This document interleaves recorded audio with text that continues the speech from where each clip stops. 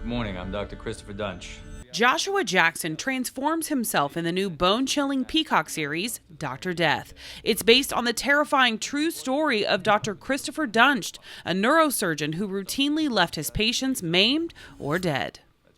So, what I want to know is how you were able to humanize this man who did so much harm to so many people. My first reaction is to turn him into a psychopath, right? He must have been doing this on purpose. He must be evil, because how could you possibly do these awful things to other human beings and not be an evil person? They had the option, Patrick had the option to tell the story of him as just like the mustache twirling bad guy, which would have been very easy.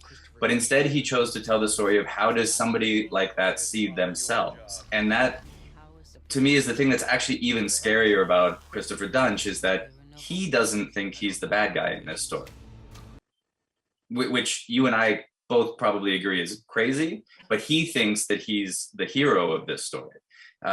And once I was able to kind of wrap my head around that, then everything else starts to fall into place. It makes his actions certainly not acceptable, but at least understandable. I could have told you the guy was a hack. What did he do? As victims piled up, two fellow Dallas physicians, Dr. Henderson and Dr. Kirby, set out to stop him. Christian Slater plays Dr. Kirby, a man who passionately pursued justice against Dunch. Some people have called him a hero. Did you feel like he was a hero as well?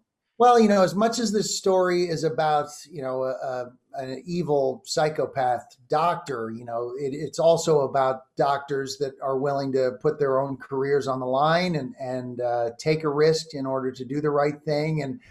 And when I talked to him, that's how he felt. I mean, he felt so passionate about stopping this man that he felt really shouldn't have been performing any of these surgeries. The series, much like the Wondery podcast it was created from, unravels the failures of the systems in place to protect patients. Dunch operated on 37 patients while in Dallas. Almost all suffered permanent damage, paralysis, or death. I mean, Christopher Dunch is a terrible, terrible human being. And frankly, the people who are involved in the organizations and systems that enabled him are also pretty terrible people. And it took the heroic efforts of 3 people to actually spend the time, take the risk, do the hard work to ultimately stop this man who would simply have continued to catastrophically damage other human beings if he'd been given the opportunity. He's either the most incompetent surgeon I've ever crossed paths with, or he's a sociopath. Dr. Death is available now on Peacock.